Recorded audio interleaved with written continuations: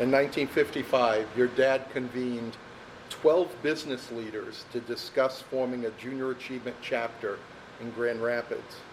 Did he ever share with you his thoughts about that process? I remember very clearly. Actually, we talked about junior achievement a lot in our household.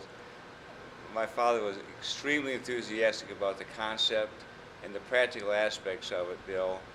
And he knew it would be successful. He was an entrepreneur at heart himself, so it came very naturally, very instinctively to him. The end game was to instill it in the sort of the culture of Grand Rapids, which in and of itself is entrepreneurial. It was a natural fit from day one. He knew it, yeah. And he was right then, and he's right now. Yeah. Did your dad ever talk about why it was important to bring junior achievement? Absolutely did.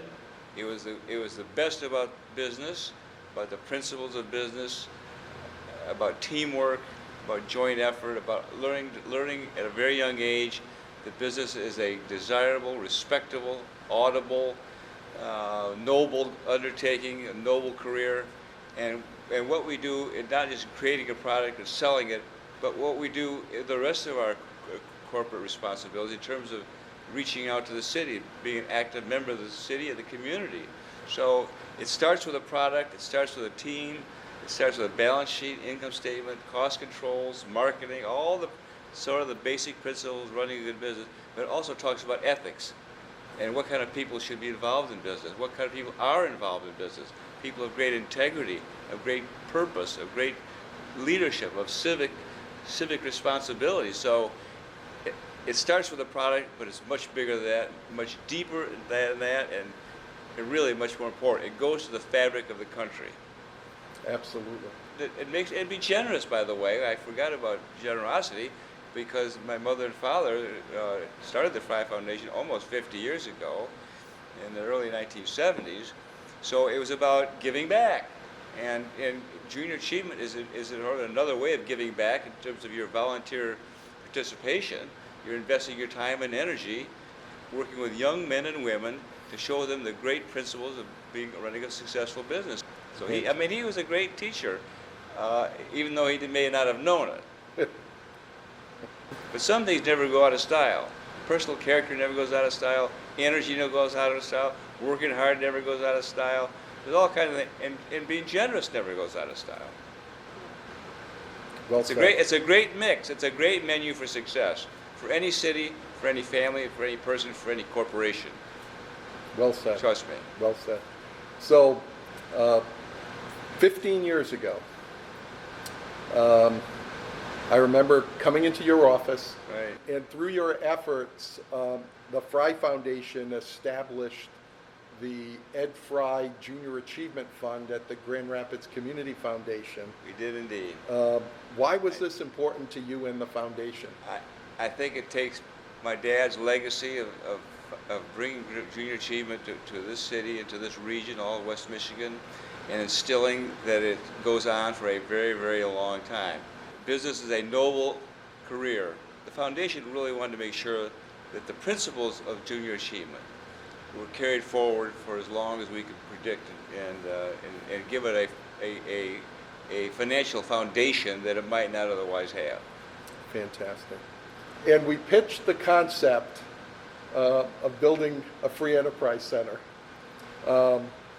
and we came to you for advice and guidance. This is a great statement for the role of junior achievement going forward. It's a new vision for West Michigan and Grand Rapids. I think it's going to be a huge success.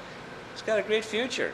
I mean, it's all about the best aspects of business and about leading cities and communities, philanthropy, and all the qualities that make us so proud to live here.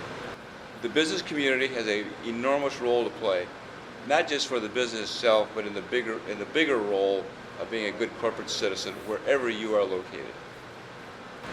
Well, David, I truly, when Junior Achievement announced the Centennial Award, I couldn't think of anyone better to nominate You're very kind. than you, Well, for this award.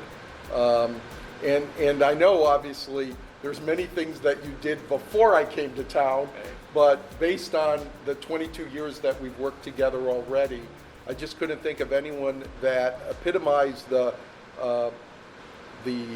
award, what it was looking to recognize, and and that ability to build on your dad's legacy to make the organization even bigger and better, um, and to help prepare us for that next century. And so I'm very grateful for all that you've done and all that you will do for our organization.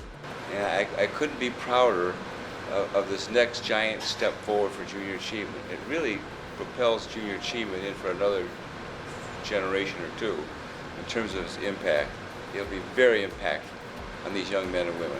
And I hope it'll produce another generation of great, not just great Americans, but great corporate leaders with great principles of business and in life.